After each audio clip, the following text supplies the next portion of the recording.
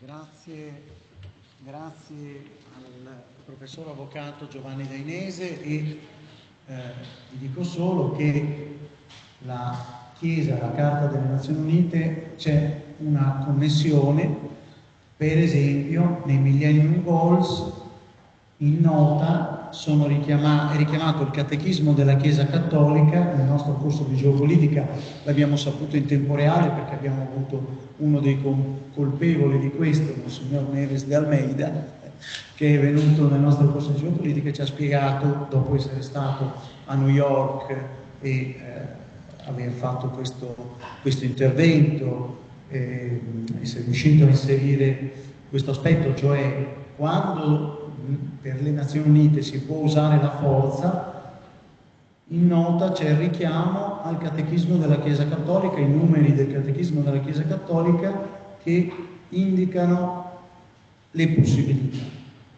possibilità che però hanno una premessa. La prima premessa è che questa questione è oggi delicatissima per la capacità distruttiva delle armi attuali. Dall'altro lato però c'è anche un'altra riflessione, che quando tra i vari elementi dell'uso della forza, ovviamente l'uso della forza non deve creare un danno maggiore a quello che la forza avversaria ha creato, ovviamente. Ecco. Quindi non è che si può rispondere a un attacco con una bomba atomica. Insomma, faccio un esempio proprio grossolano, ma le parole del catechismo sono estremamente misurate. Però c'è anche un'altra riflessione, cioè se non è possibile vincere bisogna arrendersi per non fare i danni maggiori a quelli che farebbe il nemico, per certi versi anche. Quindi veramente tanti elementi di saggezza che ovviamente noi in parte, ripeto, li prendiamo come già entrati nei Millennium Goals del 2000, in parte li prendiamo come elementi di riflessione, ma sono elementi di riflessione che assomigliano a un testo giuridico, non è che sono argomenti di riflessione solo nella dimensione morale, solo nella dimensione. E ora vediamo se è riuscito a collegarsi. Non vedo segnali ancora del professor Marco Tarchi, a meno che non risulti non è collegato, non è riuscito a collegarsi, quindi chiedo al generale Bernardini di venire qui e di fare quello che avevamo detto, cioè da un lato raccogliere le vostre domande, se ci sono. Prima c'era stato un intervento che aveva segnalato degli elementi di criticità per quanto riguarda come dire, anche la non attenzione in apparenza al popolo palestinese. Io dico solo che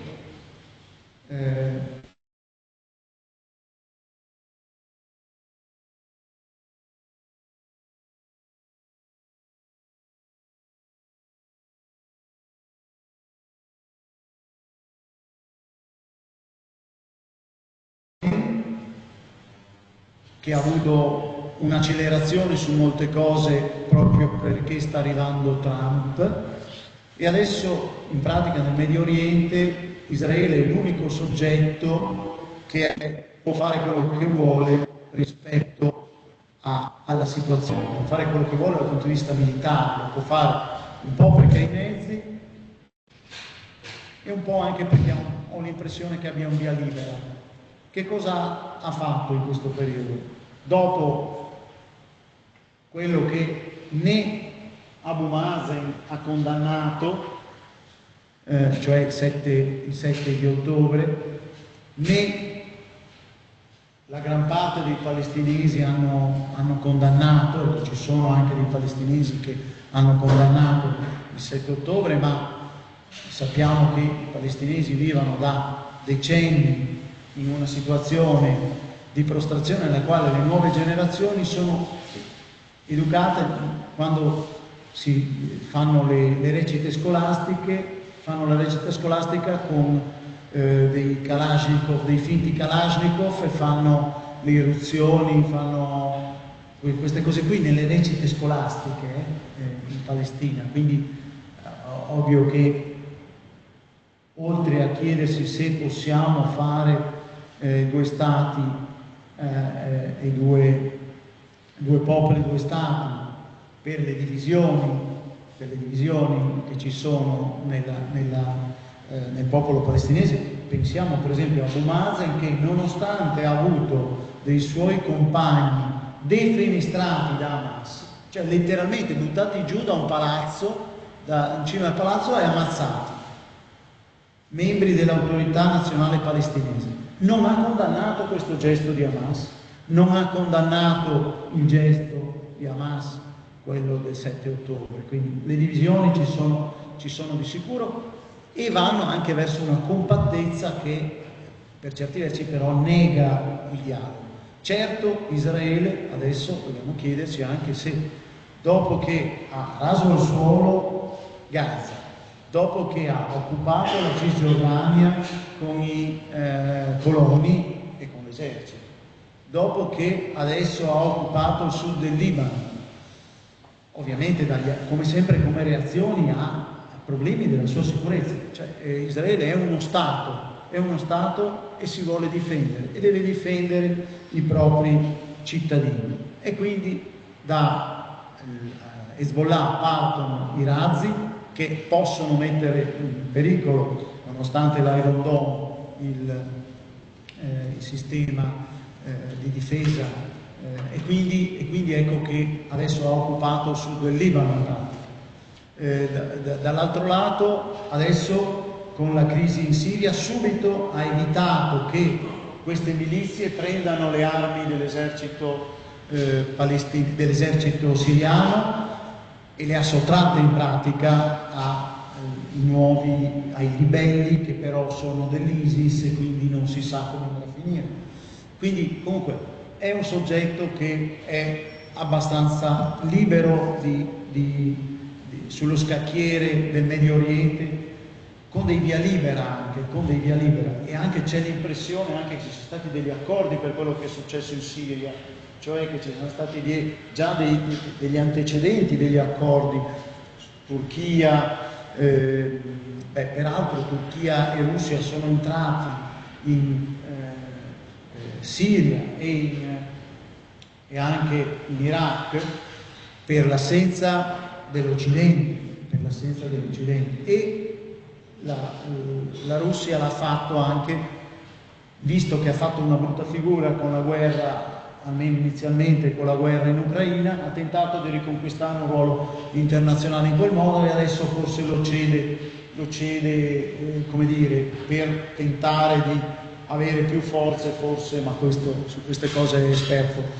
il generale Bernardino. Ecco, io su cosa volevo focalizzare l'attenzione e poi lasciare la parola per le conclusioni al generale Bernardino. Come per esempio ci sia un'altra possibilità anche giuridica, che tiene conto, anche qui è realista. Ovviamente mi buttano giù per le scale molto probabilmente sia gli israeliani, e soprattutto, probabilmente anche a ragione, i palestinesi, e cioè data la situazione di fatto, c'è la possibilità di una soluzione dello Stato federale, di uno Stato federale, dato che due stati, due popoli, due stati, che siamo tutti d'accordo su quello, però abbiamo visto che ci sono dei problemi di realismo. Una possibilità è quella di una soluzione federale dello Stato di Israele, con la concessione da parte dello Stato di Israele di ampia autonomia a territori palestinesi. Ovviamente c'è tutto il tema della necessaria ricostruzione, eccetera, eccetera, però anche qui teniamo presente che la ricostruzione e gli aiuti che sono stati dati alla Palestina e ai palestinesi da molti anni, anche in anni nei quali non c'era più un israeliano presente, sono stati utilizzati per fare tunnel e comprare armi. Allora è evidente che questo, per il punto di vista statuale di Israele, non può essere accettato che ancora si ritorni a una situazione nella quale si danno aiuti, gli aiuti sono utilizzati più che dai palestinesi, da Hamas, ma Hamas e i palestinesi, come una volta si diceva Hezbollah e il Libano sull'Imes, cioè a un certo punto certi soggetti rappresentano quasi la totalità, hanno il consenso del popolo. Adesso sul Libano è un po' diverso, in certi momenti è un po' diverso, anzi è diverso perché c'è ancora un governo libanese, c'è ancora un esercito libanese, eccetera, eccetera. Però ecco, vedete, sono tutte cose di una estrema difficoltà, di un'estrema complessità. Ecco. E allora ecco che per gestire questa complessità, per esempio, con il principio federale, che è un principio che deriva da un filosofo, da Kant, il principio federale, addirittura in una declinazione tecnica con la sovranità divisa, che è un concetto difficilissimo da realizzare, quasi impossibile, è un aspetto che sfiora la teologia, la sovranità divisa sfiora la teologia, però attraverso lo Stato federale, tenendo presente che al momento la situazione di realismo l'abbiamo un po' descritta, è quella che abbiamo detto, e quindi di impossibilità di fare due stati, due nazioni, due stati, un forte avanzamento progressivo da parte dello Stato di Israele, che ha anche una popolazione araba al suo interno, che vota, che è rappresentata in Parlamento e che piano piano, con anche la crescita di opzioni più, diciamo, meno ostili nei confronti della Palestina, ma che dipendono anche però dal comportamento dei palestinesi, dal pericolo che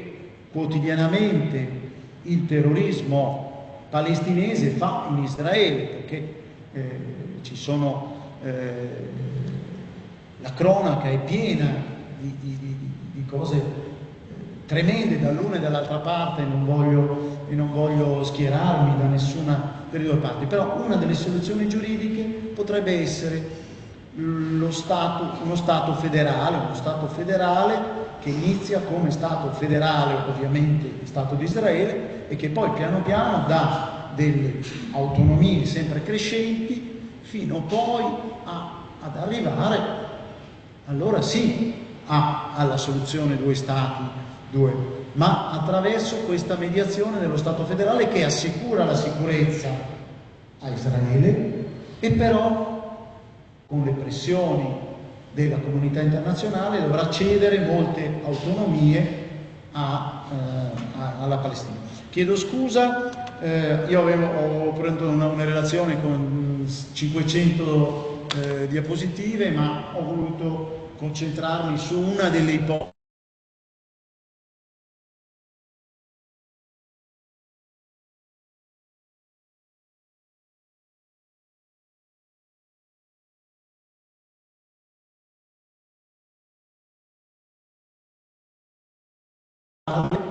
ad aprile, quindi c'è un documento scritto al quale riferirsi e che fa delle pressioni a tutti e due i belligeranti. Ovviamente ci pare una soluzione più favorevole alla Russia, più favorevole allo status quo, quella che propone Trump. Però Trump addirittura negli ultimi giorni ha detto addirittura una tregua, anche una sporca tregua, e pensiamo anche a quanto sporca possa essere anche con certe idee che ha Trump. Allora adesso lasciamo la parola per le conclusioni al generale Roberto Bernardini. Hai detto tutto? No, non ho detto tutto, perché No, devi sederti qua, devi sederti.